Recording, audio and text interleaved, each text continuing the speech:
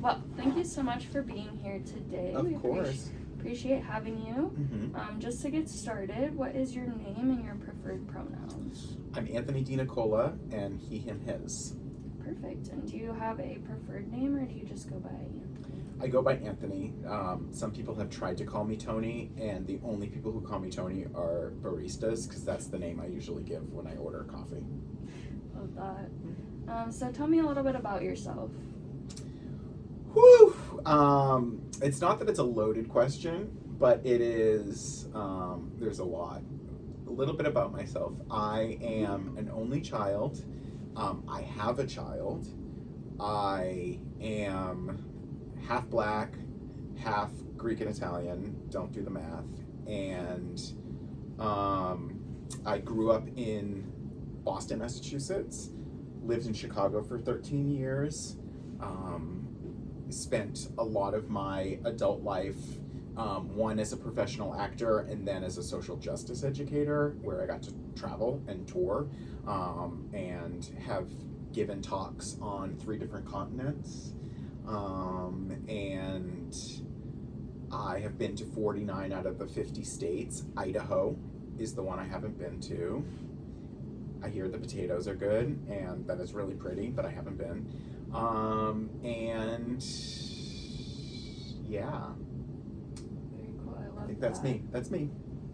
I would love to go to all 50 states. That's very cool. It's pretty cool. Yeah. So right now you work in the Multicultural Center. I do. What does your role in the MC look like? No 2 days are the same. I spend a lot of my time thinking about how does the MC contribute to student sense of community.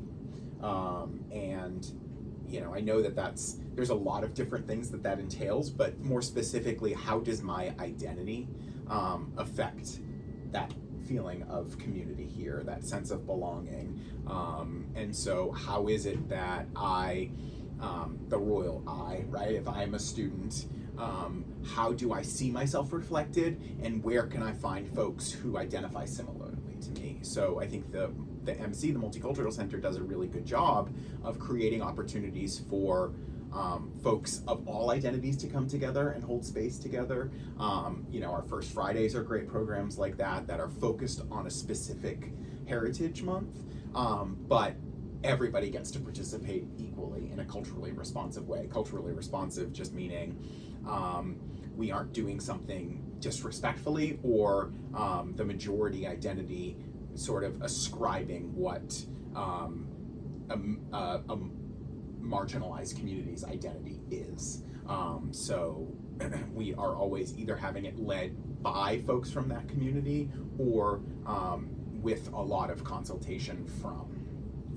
So my job often is to work with students in large scale events, but more often smaller scale, whether it's one-on-one with students or student groups, to figure out, hey, how can we be more connected in helping Vietnamese students see themselves reflected, or connecting with other Vietnamese students or organizations. You know, a student comes to my office and is like, hey, I'm struggling with my identity. How can I find students who are like me? Or I have a student come in and say, hey, I am trans and I am needing some more specific resources for me. So I can work with them to connect them to resources that are gender affirming and spaces and places on and off campus that can help support them. Yeah, that's really great. I love that about the MC. What would you say you enjoy most about working in the MC? The thing I said, you know, to the first question, that no 2 days are the same. Mm-hmm. I can easily get, not that I'm bored, it's just I am invigorated by having days that look different, where I can be maybe giving a talk to a group on campus in the morning, having coffee with a student who wants to talk about how I can help support them in their own identity development or on a homework assignment that they're working on in the afternoon, and then in the evening I can help support a program that our office is putting on. So, and then any day in between can look vastly different. Love that. So inside or outside of the MC, what are some accomplishments and achievements that you're proud of this year? Yeah, I think one of the biggest things that we have been able to do in the MC that I think is incredible is take little germs of ideas and actualize them. So like the MC Open Closet was this idea that we know we have students on campus who are lacking resources when it comes to clothes, makeup, menstrual care products, or just care products in general, and that we were able to use a space that we had prior to the remodel to create that, and that all volunteer and all donation based, we were able to serve hundreds of students, which is just a huge accomplishment. And that even while we are under renovation, the MC Closet was still able to exist, and that there's still that desire for it to grow in the coming years. That we have been able to, even though we lost access to our huge space on the 4th floor, that we've been able to continue to program a ton, that we're able to still connect with students, that we're able to still create that sense of community, that sense of belonging, even if we don't have a physical space that can give opportunities for all of our students to hang out with us all day long that we typically have had, even though I'm super excited for next semester and being able to get back into the 4th floor and make that completely renovated space our own again.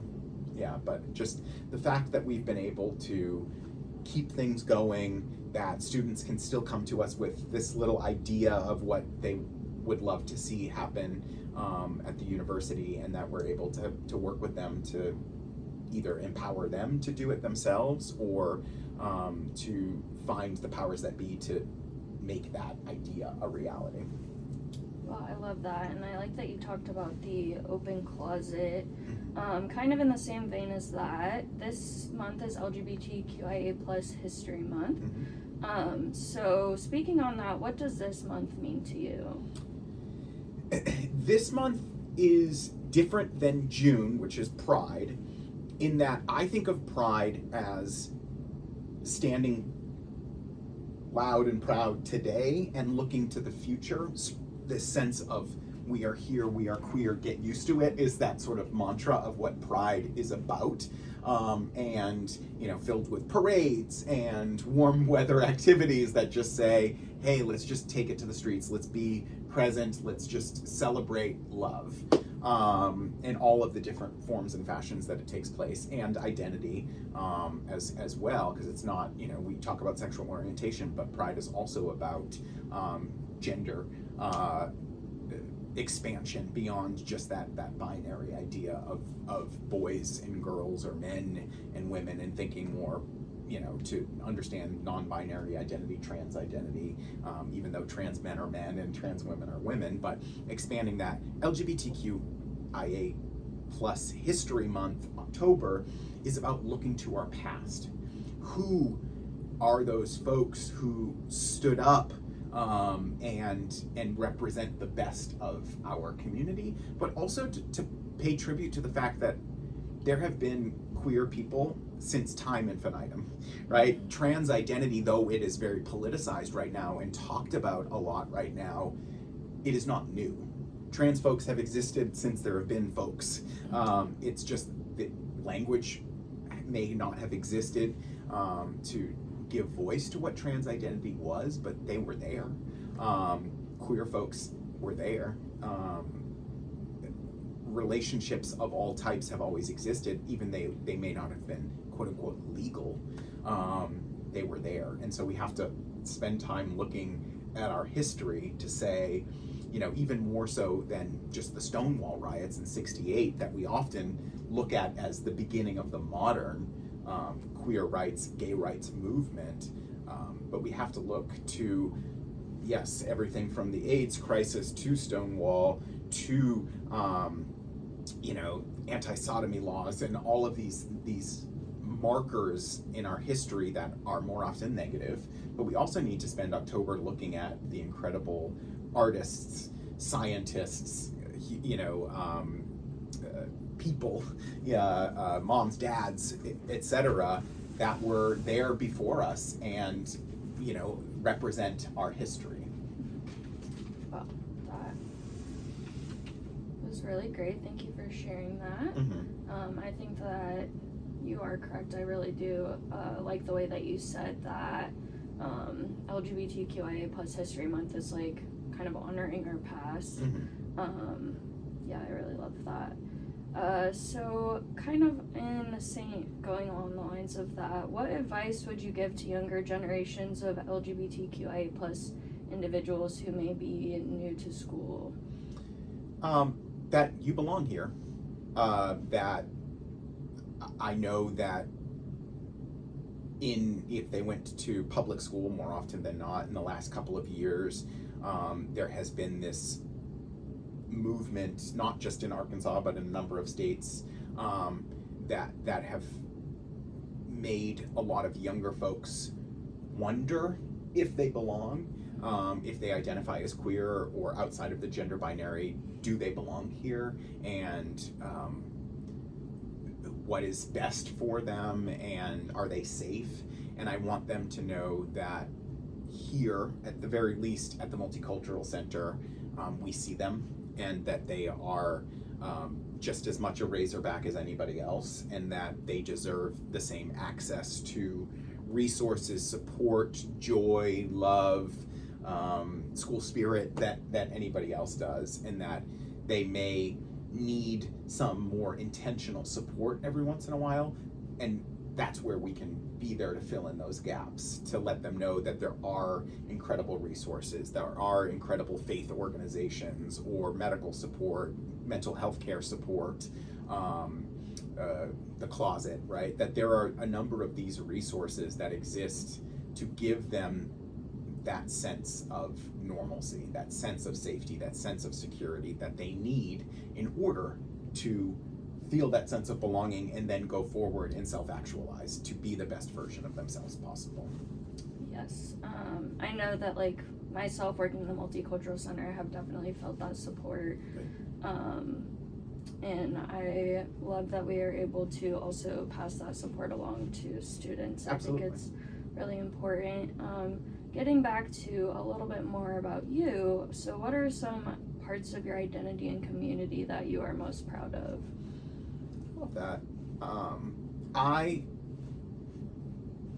Going back to something you just said, that when I was in undergrad, I was still trying to figure out what it meant to have pride in myself. I wasn't out. I struggled with my racial identity, even though I had a strong sense of who I was. It was still the early aughts, and so the conversations we were having at the time were still so focused just on diversity, that we need a diverse population. We weren't talking about things like inclusion and equity, which to me is about, inclusion is about pulling up chairs to the table. Diversity is about inviting people to the party. Inclusion is about making sure there's enough chairs around the table. And then equity is making sure that they're arranged in a way that someone perhaps who uses a wheelchair has access to the table, that someone who doesn't need a chair because they're comfortable standing, there's not a chair there for them, that some people have cultural norms of sitting on the floor, that we are making sure that who we are is a reflection of all of the people that are actually present. And so for me, it wasn't until my 30s that I felt a sense of pride in who I was and all of the parts of my identity. Because we're all intersectional beings. I'm not just brown, I'm not just queer, I'm not just a dad, I'm not just someone who doesn't have a physical disability. I am all of those things. And the lens which I view the world and participate in the world is educated from and can only exist from my standpoint, my lens. I continue to try to grow and to mature and to learn from my mistakes and the lessons that have been imparted to me. But you know, pride is saying, this is who I am, I can't not be this, and I hope to be the best version of myself every day, and I have a new opportunity every time I wake up to do better than I did the day before. Well, thank you for sharing that.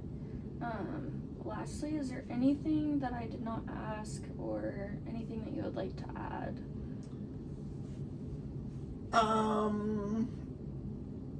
No, that was actually a really comprehensive set of questions. I think for me, the biggest thing is that I love the opportunities I have through this work to be a part of students' success stories in ways that are, you know, though I'm happy to walk a student over to the cord to help with their academic progress, or Silas Hunt if they need to work with someone about financial aid, which contributes to their student success, that you know, what we know from social sciences is that if a student doesn't have a sense of belonging, that they aren't going to self-actualize, right? They aren't going to reach those next levels of actually taking the lessons that they're learning in and out of the classroom and imparting it into how they live their life. Going on to be a lawyer, going on to run an organization, to perform, to experiment, to innovate, that in order to do any of those things, you have to feel good in your own skin. And so I love that the MC provides us an opportunity as staff to be a part of that development for students here, and to be able to see it. Even in the 4 years that I've been here, I can already tell multiple stories of students who came in to work with us not knowing where their next step would be, and now knowing that they're off as engineers or in the business world or in the arts. It's just amazing to know those stories and to have been a part of their journey. It's just a gift. It really is. Yeah, thank you for sharing that. And just wanted to say thank you for sitting down with me today Of course. to do this interview. Of course. Thank you, Madison.